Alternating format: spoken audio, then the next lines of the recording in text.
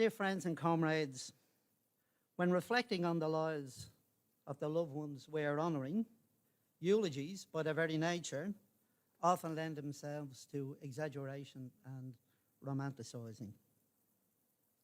There are some very rare exceptions to this, and a great friend, comrade, teacher and mentor, Fred Moore, is one. Fred lived a long life, a full life, a life packed with extraordinary events and achievements. Fred was quite simply remarkable, and each of us here today have our own cherished memories of the way he enriched our lives and inspired us to be better people. Fred was born on the 5th of September 1922 at Brightfield, just outside Cobar in western New South Wales. He was one of 10 children. 2 of his siblings died very young. Fred's dad was also named Fred. He was an underground miner, and Fred's family had deep connections to mining going back generations. Henry Lawson, one of Fred's great literary heroes, died just 2 days before Fred was born. He loved Lawson's work and was delighted by the family connection he shared with Henry.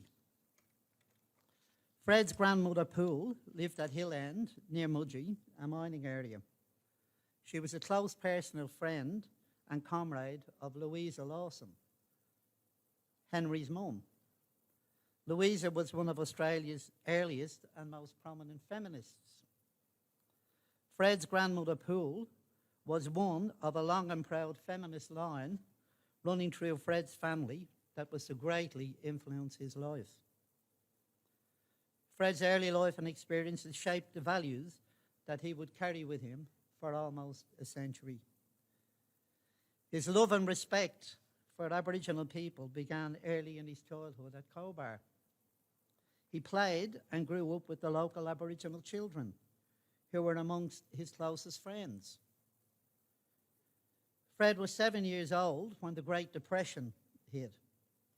He often recalled the soup kitchens set up in his school and remembered with great affection the generosity of the local Chinese community in helping to feed them without charge.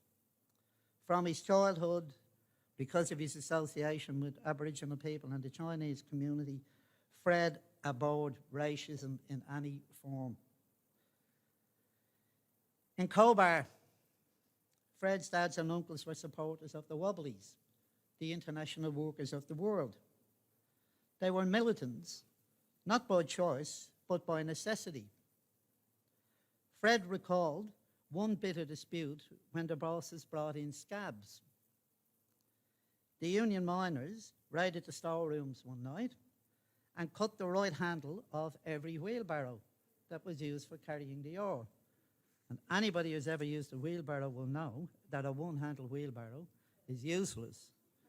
But they also had a bonus. They kept the wooden handles as weapons to defend themselves. The Cobar mines were hard hit during the Depression, and the family moved to the coal mining city of Lithgow, where his dad got part-time work as an underground miner. Fred attended his first May Day in Lithgow in 1932. That's 90 years ago. Fred was 9 years old when he witnessed the clashes between the fascist New Guard and the militant trade unionists. That was 4 years before Hitler, Mussolini and Franco unleashed the Spanish Civil War, and 7 years before Hitler and the fascists launched World War II. The Moore family were soon on the move again, this time to Newtown in Sydney. Fred's dad was a dusted miner, and the family was forced to move to the inner city so he could be close to the Prince Alfred Hospital to be treated in the specialist ward for his silicosis. Of course, the Moore family, being who they were, moved into a street called Union Street. Fred was soon recognised as a local young identity. He was naturally very gifted, with a passion for music. The only musical instrument that the family could afford was a harmonica. which they paid off in installments. Fred mastered the harmonica and played like a virtuoso for the rest of his life, including live on national television on Andrew Denton's Enough Rope. I'll tell you a little story about that because I was with Fred, and when we went to the studio, we were brought into the green room, the hospitality room. We were drinking cups of tea. Fred was a non-drinker, and I thought I'd better join him for the occasion. But while he was taken in for his makeup, came back a few minutes later and I asked him how it went. And he said he met a very nice American young woman in there and they had a good chat. Turned out later that it was the Canadian superstar, K.D. Lang. And she fell under Fred's charm and was telling everybody what a wonderful old bloke that she'd met when she was in the makeup room. Fred was also a very promising boxer, and he joined a gymnasium in Newtown. There he learned respect and discipline and met many classy boxers, one of whom was Al Kemba, who became a full-time professional fighter and fought for the light heavyweight championship of Australia. Al had a beautiful young cousin called May Derrick, who lived around the corner in Newtown. He introduced May to a dashing young boxer, 16-year-old named Fred Moore. Fred and May were destined for each other right from the start. Fred became a very skilled boxer, rising through the ranks from a 3-round fighter to an 8-round fighter, and even had a few contests at a 10-round level. He fought in many stadiums throughout New South Wales. May, like Fred, was of a generation whose character was forged in adversity. She was the eldest of 9 children. Her dad had returned traumatized by the horrors he experienced in the First World War. Like many other veterans who returned from the trenches of the war to end all wars, he had been promised a land fit for heroes, only to have his dreams shattered by the economic downturn of the 1920s and the onset of the Great Depression. When things hit rock bottom, the welfare took May and the kids and placed them in various institutions. May went to Eastwood in Sydney. Things were tough in institutions for kids from broken families, but May was a spirited young lass who would always stand up for herself. When she turned 14, May was sent to work, and she met Fred soon afterwards. From the very start, Fred and May learned from the hardships and the injustices they experienced and saw around them. This instilled in them a burning passion for social justice and equality. 70 years ago, Fred and May moved into the new home in Dapto, where they were to continue that proud, strong feminist line in the family, raising 5 formidable and feisty daughters: Josephine, Colleen, Gail, Susie and Debbie. Fred worked at the Nebo Colliery, owned by Australian Iron and Steel, a subsidiary of BHP. He settled quickly into the life of a rank-and-file union leader. The union he has become a legend of, the Miners' Federation, was a highly politicised organisation. It cut its political teeth in the realms of the Great Depression. The great French progressive writer and philosopher, Voltaire, said, "To the dead we owe respect, to the living we owe the truth." He could have written it for Fred. Fred's industrial and political values were finely tuned in the Miners' Federation when he came in contact with very active Communist Party members in the mines and from other industries on the South Coast. The Miners' Federation was the first union in Australia to elect communists as national leaders in 1933, Billy Orr and Charlie Nelson. Other unions that Fred was closely involved with were led by communists too: the wharfies, the seafarers, painters and dockers, iron workers, the building workers, the metal workers, the teachers, and many more. Despite the Cold War of the 1950s and the attempted demonisation of CPA members, they led their unions with vision, courage, and success. Fred stood rock solid as a proud communist. In the face of anti-communist hysteria and bias, Fred would point out that people of the calibre of Fred Hollows, Eddie Mabo, Dame Mary Gilmore, Jack and Judy Mundy were among many Communist Party members. Indeed, Fred would often remark of the left and right struggles in unions and the broader labour movement.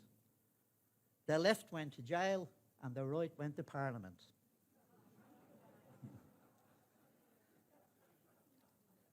He wasn't sectarian. Not long after Fred and May arrived in Dapto, they became engaged with the struggles of the Aboriginal people that I think Richard spoke so brilliantly and beautifully about. Fred became a leading figure in the Australian trade union movement, advocating in support of our First Nations people. He was the Miners' Federation delegate to the 1957 conference that supported the foundation of the Aboriginal Advancement League, along with Richard's parents, Bob and Mary Davis. Fred was a foundation member of the Illawarra Aboriginal Advancement League in 1961. From the outset, it was an activist organisation. Through the South Coast Trades and Labour Council, Fred organised industrial action and boycotts of businesses that discriminated against Aboriginal people. He joined delegations comprising Aboriginal leaders like Doug Nicholls, Faith Bandler, Kath Walker, and many others to Canberra and to Sydney. When the Gurindji people walked off the Wayfield Station in 1966, and led by Vincent Dingari, and they sent delegates all over Australia to explain the struggle, Fred was the one who hosted the Aboriginal people in the Illawarra and brought them round to meet the unions, more importantly to meet the rank and file and to promote support for that struggle. But he was also, as I think you said earlier on, Arthur, he was the main driving force behind the South Coast unions campaign in support of a referendum on Aboriginal recognition in the Constitution. He gathered thousands of signatures at mass meetings of miners and other workers, steel workers, iron workers, the lot. 1967, the referendum was carried with over 90% support. Fred, as has been said earlier, collected more signatures, or was responsible for collecting more signatures than anybody else in Australia for that referendum. Among the many great honours bestowed on Fred by the union movement and the community, one stands out as very special, and that was his initiation as an honorary elder of the Aboriginal tribes and with the Aboriginal community. Fred remained very active on all fronts, particularly with the Aboriginal people, and 3 years ago he was absolutely delighted when Thomas Maher visited him when Thomas was on his trek around Australia with the Uluru Statement, and I think the MUA veterans organised a framed copy of the statement signed by all the people as a special dedication to Fred. It was a very fitting tribute and a very deserved tribute, and he loved it. Fred detested patriarchal and paternalistic attitudes towards women, and he fought it. In his eyes, we were all equals in the struggle. His life experience has also showed him, and he said it many times, that women were the strength.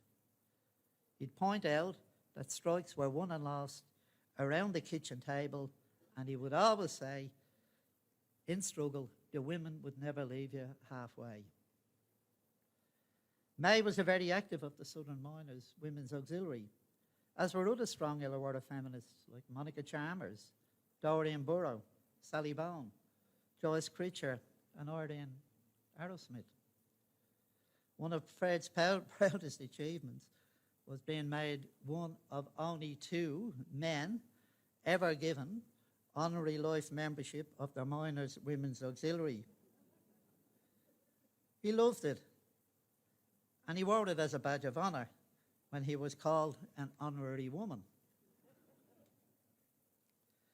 Fred was greatly heartened by the recent rise of outstanding women activists to the top ranks of the Australian trade union movement. From his friend and comrade Jenny George, who became the first female president of the ACTU, followed by other terrific ACTU leaders like Sharon Burrow, Jed Carney, Sally McManus and Michelle O'Neill today. While Fred is a local champion, above all else, he was an internationalist. May Day was a huge day in his annual calendar. For decades, he led the May Day marches and celebrations in the South Coast and in Sydney. In 1970, along with Broken Hill Miners President Arthur Treglown, Fred represented the Miners Federation on an international visit to the Soviet Union, Germany and Britain. There they met miners' union leaders and many rank-and-file activists. In London, they were guests of the National Union of Mine Workers, who were 300,000 strong in those days and probably the most powerful union in Britain. And as a mark of respect, they put Fred and Arthur, they booked them in to stay at the five-star Claridge's Hotel in Mayfair. Well, that lasted a single night. Fred requested and he insisted that they be moved to more modest dwellings. He couldn't stand the snobbery and the subservience. His work in fighting apartheid was outstanding. Just after Nelson Mandela was jailed in 1963 and the ANC was an illegal organisation, Fred moved that the Southern District miners strike an annual donation to support the ANC in their struggle. They were the first union in the world to do this. When Nelson Mandela visited Sydney in 1990, the year he was released from prison, Fred was among a select group invited to meet him in the crypt at St. Mary's Cathedral. Fred was, and I think, Carter, you said it, Fred was a great supporter of people's struggles wherever they occurred. He was particularly close to Cuba. He supported the Palestinians, and I'm happy to say he was an enthusiastic supporter of the Irish Republican movement. I had a great privilege of working with Fred on compiling the Miners' Oral History project. It led to the production of two books, At the Coalface and Back at the Coalface.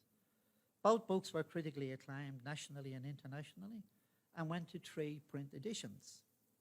Amongst those who launched and supported the books were former Prime Minister Bob Hawke, then opposition leader Kim Beazley, and while he was Premier of New South Wales, Bob Carr. The Coalface project resulted in over 100 interviews with workers dating back to the 19th century. They're in the historical, industrial and social treasure trove for the present and future generations to share. For all Fred's great achievements, what he and May were most proud of is their family. Their 5 wonderful daughters. Josephine, who lives in New Zealand. Gail, now living in Western Australia. Colleen and Sue, who live locally. And Debbie from the United States. Gail and Josephine rang Fred every day. Debbie and her husband Richard came back from the US in November and were due to stay a few weeks.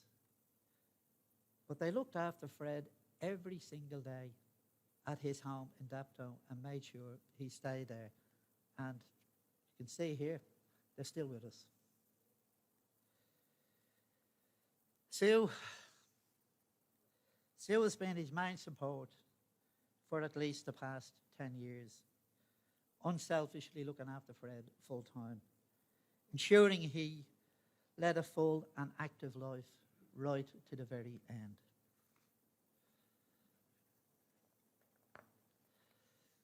Fred's granddaughter Sarah has been amazing in her love, care and devotion to her pop. She's a very special and strong young woman, and Fred was delighted to walk Sarah down the aisle last year when she married Ben. And today, with the family, we especially remember as we farewell Fred, May, and his lovely grandson, Tim. Fred's passing was just as he wanted it. At home peacefully, in the loving care, and with the support of his family and with the support of terrific carers. I was privileged to be part of it. He knew he was fortunate to live and die pretty much on his own terms. Comrades and friends, there are two things I always took away from being with Fred. You always learned something, and you always came away feeling better. His passing leaves a huge hole in all our lives. He was a great force for uniting people and bringing out the best in us. We are all so privileged and grateful to have Fred in our lives for so long. So let's honour Fred in the call of the great Irish-American trade unionist and socialist, Mother Jones, who was also a founding member of the Wobblies. She said, "Mourn the dead, but fight like hell for the living." And Fred wouldn't want it any other way.